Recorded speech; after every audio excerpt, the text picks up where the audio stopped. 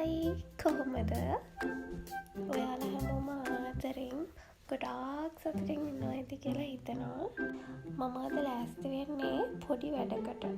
ගොඩාක් කාලෙක ඉඳන් කරන්න හිතාගෙන හිටපු ඒ වුණාට කරන්න වෙලාවක් හම්බුනේත් නැති, කරන්න පුළුවන්කමක් ලැබුණෙත් නැති වැඩක් අද කරන්න කියලා හිතාගෙන ඉන්නේ. ඉතින් ඔයාලා හැමෝම ආදරෙන් පිළිගන්නවා මගේ channel එකට. මේ තියෙන්නේ මගේ පුංචි ෆ්‍රිජ් එක. ඒකේ ඇතුලේ මෙන්න මෙහෙමයි. මම පොඩ්ඩක් විතර අපිලි වෙලයි. පොඩ්ඩක් කිව්වට ටිකක් වැඩිපුර. මෙන්න මේක තමයි අද මට තියෙන රාජකාරිය. කොහොම වුණත් ගොඩාක් වැඩ වැඩි දවස්වලට, හිත ගොඩක් කරදර දවස්වලට මම සාමාන්‍යයෙන් කොච්චර කරන්නේ නැතුව ඉන්නවා. මම හිතන්නේ මම වගේ තව කට්ටිය ඉන්න ඇති. එයාලටත් මාව තේරෙන්න ඇති. මම මේ කල්පනා කරන්නේ මගේ අද දවස් වැඩ ටික කොතනින් කොහොම පටන් ගන්නද කියලා. කල්පනා කර ඉඳලා හරියන්නේ නැහනේ. කොහොම හරි පටන් ගන්නත් ඕනේ නේ. මං හිතුවා මුලින්ම මං කලින් දවසේ ගෙනත් තියාගත්තු මේ වැඩේට ඕන කරන බොක්සස් ටික සෝද ගන්නවා කියලා. මෙන්න මේවා මෙච්චරක් විතර ගෙනාවා. මම මුලින්ම මේ ටික මගේ සිංක් එක කොටින් තියාගන්නවා. ඊට පස්සේ තියෙන්නේ මේ ටික පිළි වලට සෝදලා වේල ගන්න එක. මම දැන් කරන්නේ වැඩේ.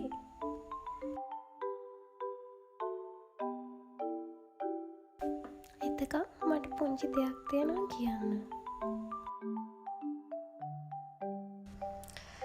බුද්ධියක් නැති මොලයක් එක්ක සංවේදී හදවතක් වැඩක් නෑ කවදාවත්. බුද්ධිය පිරුණු මොලයක් එක්ක ගල් වෙච්ච හදවතකම වැඩක් නෑ කවදාවත්. මනසේකට ඕන වෙන්නේ බුද්ධිය රැඳුණු මොලයක් එක්ක සංවේදී වෙහිතන්න පුළුවන් හදවත. ඔයත් ඒ වගේ කෙනෙක් නේද? හොඳක් හොඳ විදියට දකින්නත්, නරකක් නරක විදියට දකින්නත් හොඳ ඇස් දෙකක්, හොඳ හදවතක්, ශක්තිමත් කොන්ද තියෙන්න ඕනේ.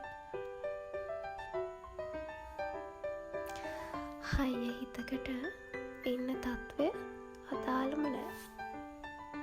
ජයග්‍රහණය විතරමයි අදාළ. ඉතින් මේ ස්වභාව දහමත් ආශිර්වාද කරාවේ ඔයා දැන් ඉන්න තත්ත්වයට. ඔයා තව ඉස්සරහට ළඟා වෙන්න ඉන්න තත්ත්වයට.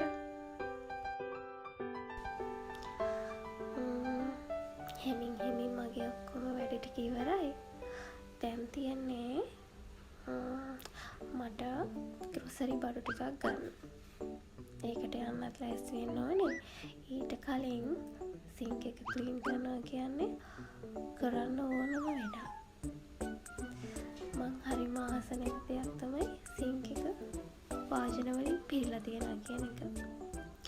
මේක ක්ලීන් කරලා කුස්සිය දිහා බැලුවට පස්සේ දැනෙන්නේ පුදුම සනීපයක්. ඒ කුස්සිය ඔක්කොම වැඩ ටික ඉවරයි වගේ දැනෙනවනේ. එහෙනම් ග්‍රොසරි බඩු ටික ගෙන ලෑස්ති වෙමු. මේ තියෙන්නේ ඒකට ඕන කරන බඩු ටික. හිමීට මේක දාගන්නවා.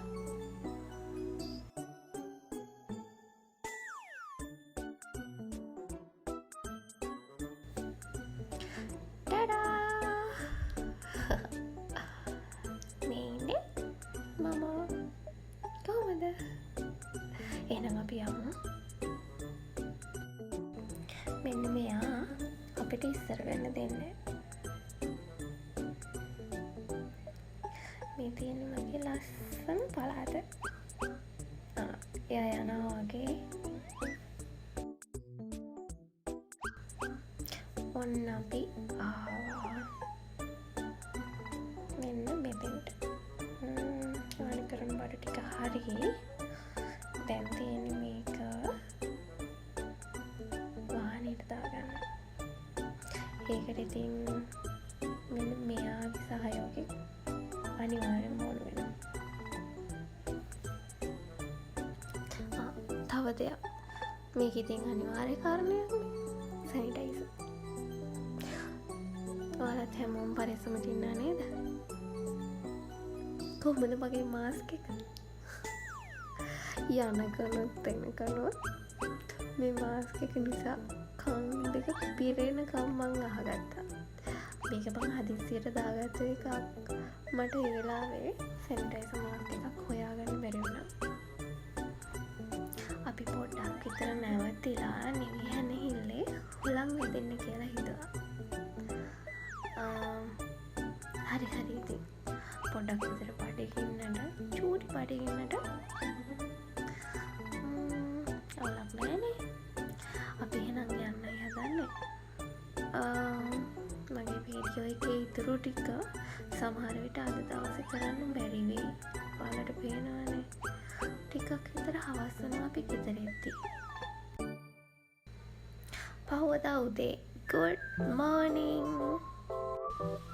අද පාන්දරම හොඳටම වැහිබර දවසක්. මුලින්ම ඉතින් මොප් කරලා දවස පටන් ගත්තා.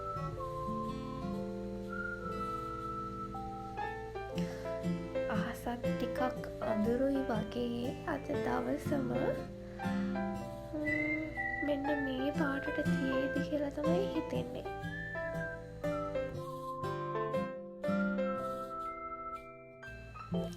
මගේ ගෙදරට ආපු අමුත්තා තමයි මෙන්න මෙයා. මම ඉතින් මෙයාට උදේ හවස හරියට සත්කාර කරනවා. මෙයා මට ලස්සන මල් දෙන්න ඉන්න කෙනෙක්. ඉතින් ආදරේ ඕනමනේ යාට. මං අද උදේම පටන් ගන්න හදන්නේ කලින් දවසේ බාගෙට ඉවර කරපු වැඩ ටික. මෙන්න මේ විදියට තමයි තියෙන්නේ ගෙනාපු බඩු ඔක්කොම ටික.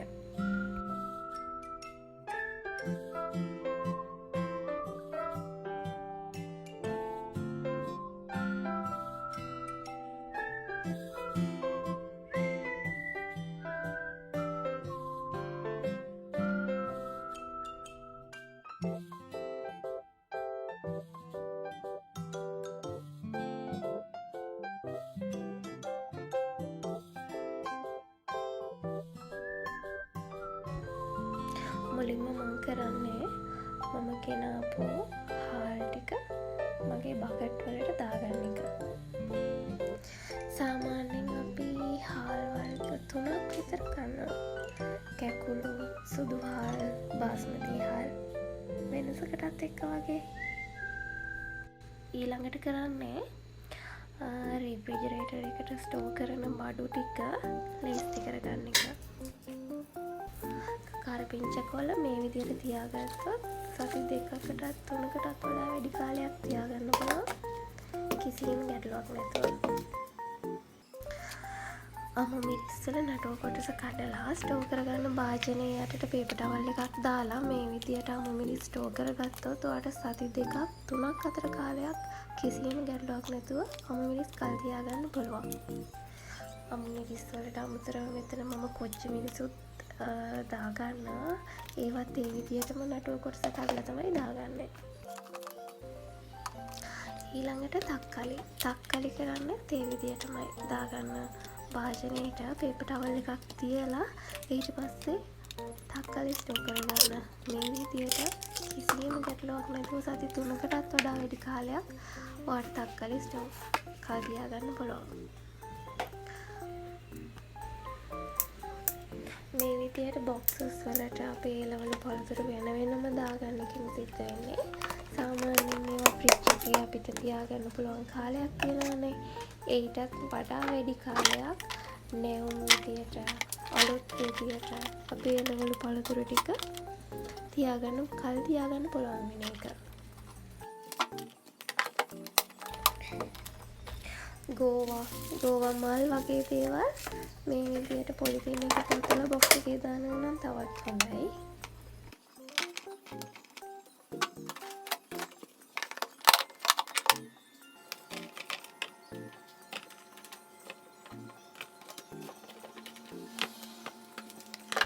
දැන් මම ස්ටෝර් කරගන්න ඕනේ ඔක්කොම ඉඳන් පළතුරු ටික බොක්සස් වලට දාගෙන ඉවරයි. දැන් තියන්නේ මට ෆ්‍රිජ් එක පිරිසිදු කරගන්න වැඩේ. ඒකට මට සහයෝගය දෙන්න තව එක්කෙනෙක් එකතු වෙලා ඉන්න. එයාට thank you මේ වෙලාවේ. මම කරන මේ හැම වැඩේකටම එයා හරියම ආදරෙන් මට උදව් කරනවා. ඉතින් thank you කියන්නේ කොහොමද?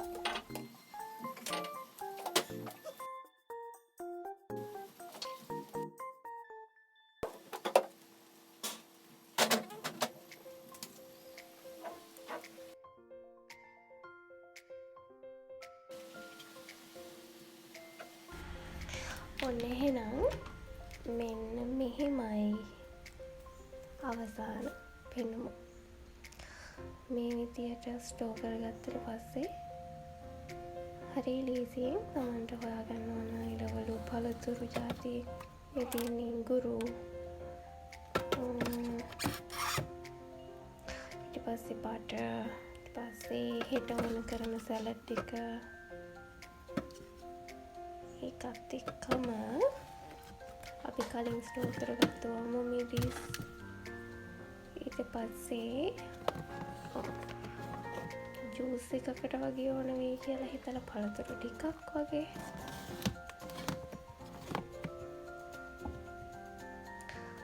මෙන්න මේ විදියට තමයි අවසාන පෙනුම තියෙන්නේ.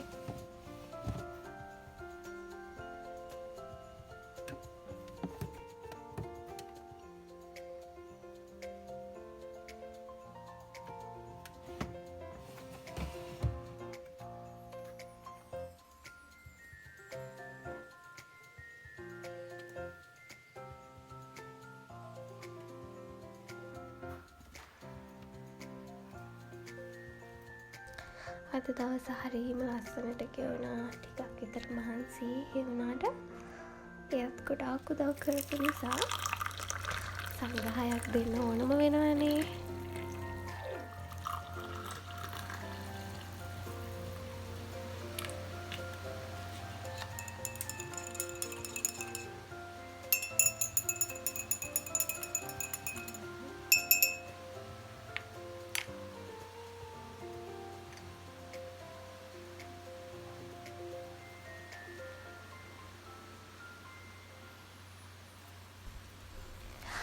ඉඟුරු දාලා සීනි වැඩි ප්ලේන්ටියක් කියන්නේ ආදරේ පෙන්වන්න තියෙන හොඳම විදියක්.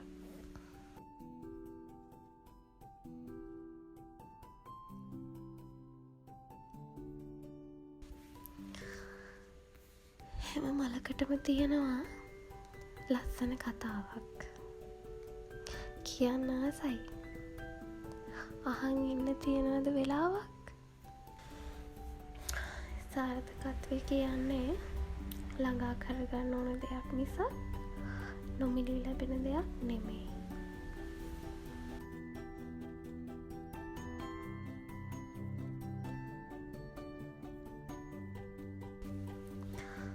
වැඩි වුණත් කමක් නෑ නැගිටින්න.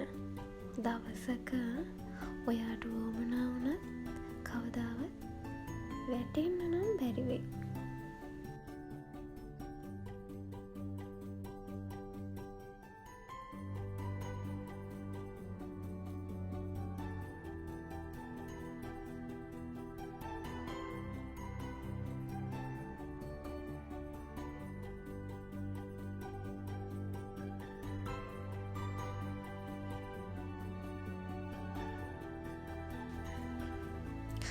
ඔයාට කවදාවත් අතීතේ මිලදී ගන්න බැරි වේවි. ඒ නිසා ඔයා කරන්න ඕනේ වර්තමානය දිනාගන්න එක. මේ මොහොත විඳින එක. අද දවස විඳින එක.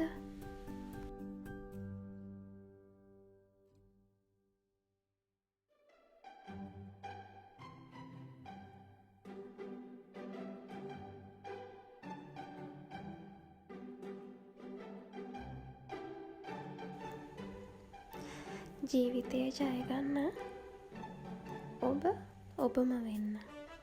ඔබේ හීනවලට ඔබම මහන්සි වෙන්න. දවසක දිනනවා අනිවාර්යයි.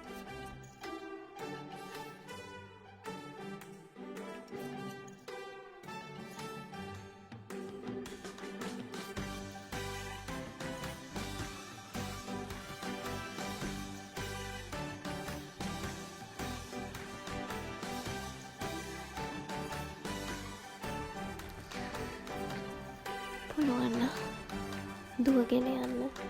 එහෙමත් බැරිනම් ඇවිදගෙන හරියන්න. එහෙමත් බැරිනම් දන ගාගෙන හරියන්න. වැදගත් වෙන්නේ නිවැරදි දිශාවට නිවැරදි වෙලාවක ගමන් කරන එක. ඒකත් මතක තියාගෙන එහෙනම් අවසරයි සමුගන්න.